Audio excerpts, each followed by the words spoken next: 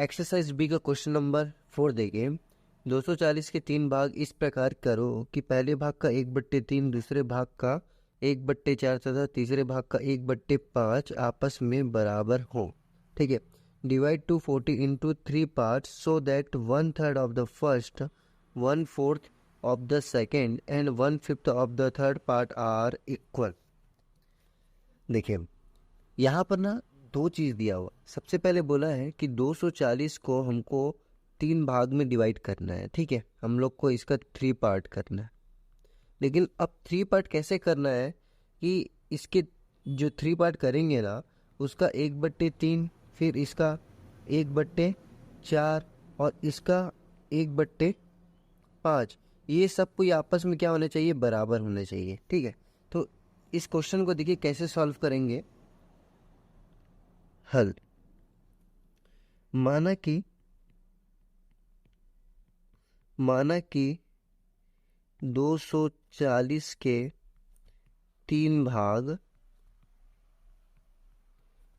x, y तथा z हैं, अर्थात क्या हो जाएगा। देखिए अगर 240 का कोई 3 भाग है तो अगर हम लोग उसको जोड़ दें x plus y plus z तो क्या हो जाएगा, वो 240 हो जाएगा। इसको मान लेते हैं हम लोग, इसको मान लेते हैं समीकरण 1। ठीक है, प्रश्नानुसार क्या हो जाएगा। देखिए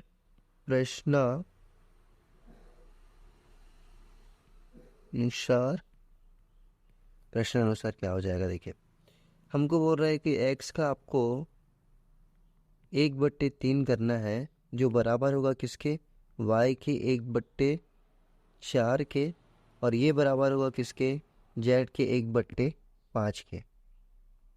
ठीक है, अब ये सब कोई आपस में बराबर है तो देखिए ऐसा कोई अगर क्वेश्चन आता है जहाँ पर मान के चलो ये सब ऐसे एक से ज़्यादा अगर इक्वल के साइन होते हैं तो उसको बोलते हैं के मेथड। तो आप इन सब को क्या लिख देंगे, के लिख देंगे। ये सब बराबर है किसके, के है। कोई एक संख्या है उसके सब कोई बराबर है। ठीक है, तो के है। तो देखिए अगर ये सब आपस में बराबर है तो इन लोग का पूरा वैल्यू कोई एक के है, तो यानी कि क्या हो जाएगा, x इंटू 1/3 इजिकल टू के।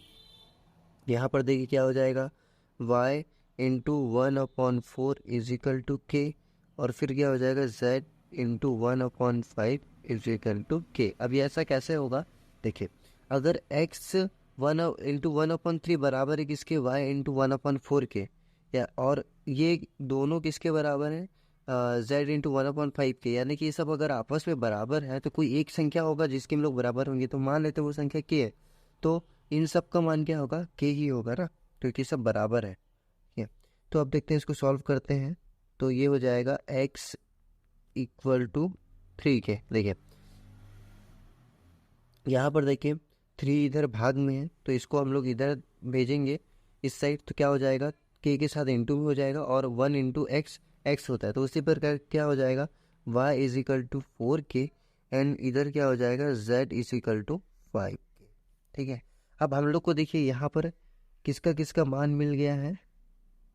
एक तो मिल गया है x का मान, फिर हमको मिल गया है किसका, y का मान, और फिर हमको मिल गया है z का मान। अब आइए इसको समीकरण में रखते हैं। देखिए समीकरण 1 क्या था, x plus y plus z is equal to 240। तो देखिए x का मान था 3k, y का मान था 4k और z का मान था 5k।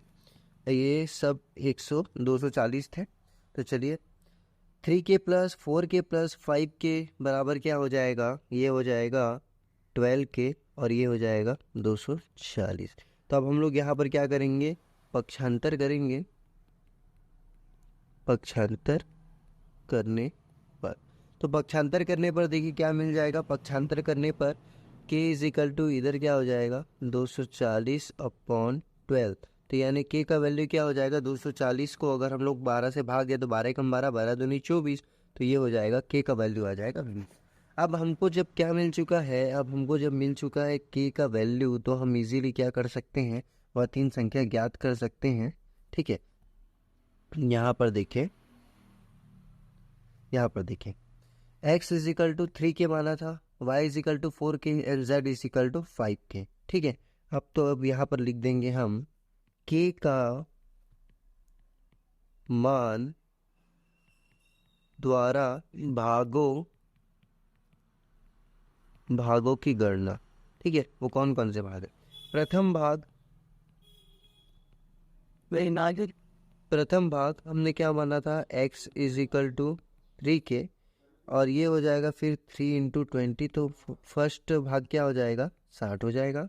अब देखिए द्वितीय भाग, देखिए द्वितीय भाग हमने क्या माना था, y, और y इज इक्वल टू यहाँ पर देखिए क्या था, y इज इक्वल टू 4 के, तो 4 के इज इक्वल टू क्या हो जाएगा, 4 इंटू 20, तो ये हो जाएगा 80। और देखिए तृतीय भाग,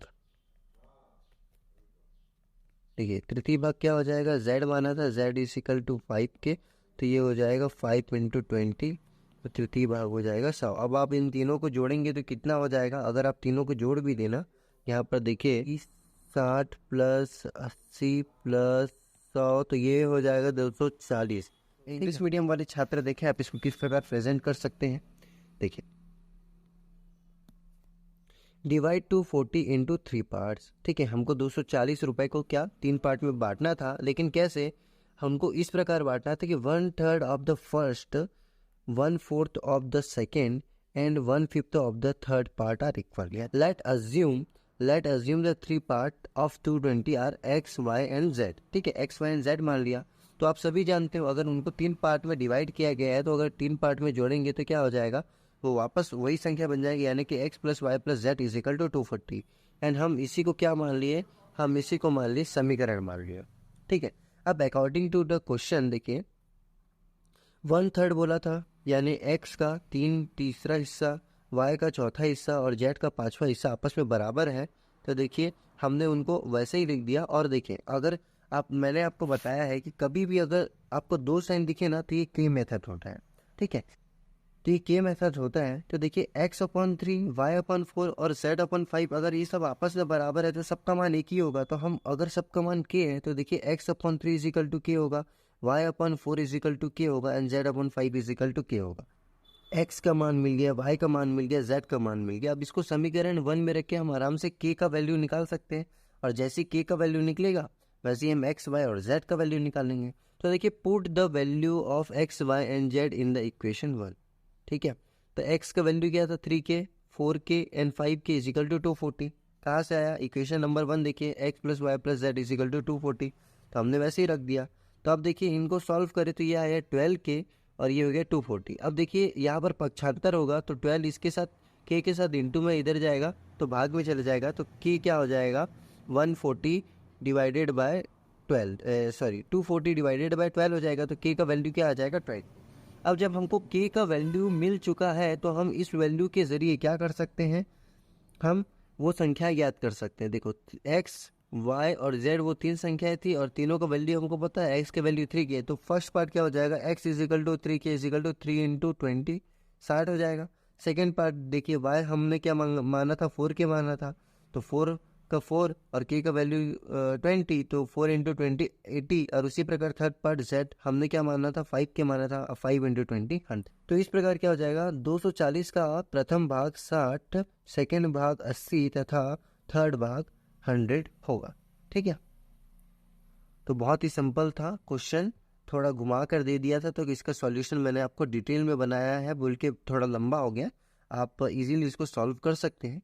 तो उम्मीद है आप लोगों को मेरा सॉल्यूशन समझ आया होगा। अगर इसके बाद भी आपको कोई स्टेप में डाउट है तो आप कमेंट कर सकते हैं। अगर वीडियो पसंद आया तो वीडियो को लाइक कीजिए, चैनल को सब्सक्राइब कीजिए और अपने दोस्तों के साथ शेयर भी कीजिए। तो मिलते हैं नेक्स्ट वीडियो में, आज के लिए बस इतना ही, धन्यवाद।